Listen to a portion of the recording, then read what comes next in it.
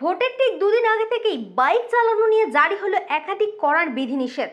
ভোটের দুদিন আগে থেকেই বাইক চালানোর ক্ষেত্রে বেশ কিছু বিধিনিষেধ জারি করল নির্বাচন কমিশন।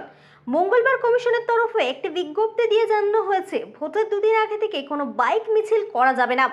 সন্ধ্যে 6টা থেকে সকাল 6টা পর্যন্ত বাইক চালানো যাবে না। ভোটের দিন বাইক চালানোর ক্ষেত্রে বেশ কিছু নিয়ম মানতে হবে। নির্দিষ্ট কয়েকটি ক্ষেত্রে এই বিধিনিষেধ প্রযোজ্য হবে না। মঙ্গলবার কমিশনের বিজ্ঞপ্তিতে স্পষ্ট জানানো হয়েছে, বাইক মিছিল পুরোপুরি নিষিদ্ধ। সন্ধ্যে 6টা থেকে সকাল 6টা পর্যন্ত বাইক চালানো সম্পূর্ণ বন্ধ। ভোটের দিন কি নিয়ম?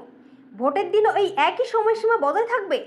সকাল 6টা থেকে সন্ধ্যে 6টা পর্যন্ত বাইক চালানো যাবে, তবে শর্ত একটাই, শুধুমাত্র ভোট দিতে যাওয়া বা জরুরি কাজে বেরোলে তবেই মিলবে অনুমতি।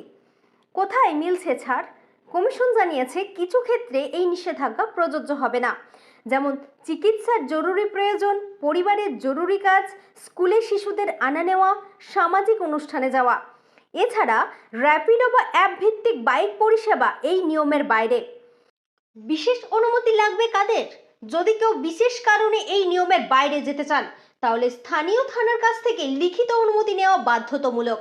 অবাধ ও শান্তিপূর্ণ নির্বাচন নিশ্চিত করতে কমিশনের এই কড়া পদক্ষেপ। এর বাইরে কেউ বিধিনিষেধ থেকে ছাড় পেতে চাইলে তাকে স্থানীয় থানার কাছ থেকে লিখিত অনুমতি নিতে হবে বলে জানিয়েছেন কমিশন। এই নিষেধাজ্ঞাগুলি সংবাদপত্র, টিভি, সমাজ মাধ্যমে ব্যাপকভাবে প্রচার করার নির্দেশ দিয়েছে রাজ্যের মুখ্য নির্বাচনী আধিকারিকের দপ্তর। অবাধ নির্বাচনের স্বার্থে এই বিধিনিষেধ যাতে লঙ্ঘিত না হয় তা নিশ্চিত করতে বলেছে কমিশন। আগামী 23শে এপ্রিল বৃহস্পতিবার রাজ্যের প্রথম দফার 152টি বিধানসভা কেন্দ্রের নির্বাচন হবে। প্রথম দফার ভোটের আগে সোমবার থেকেই ওই এলাকায় বাইক সংক্রান্ত বিধিনিষেধ কার্যকর করা হচ্ছে।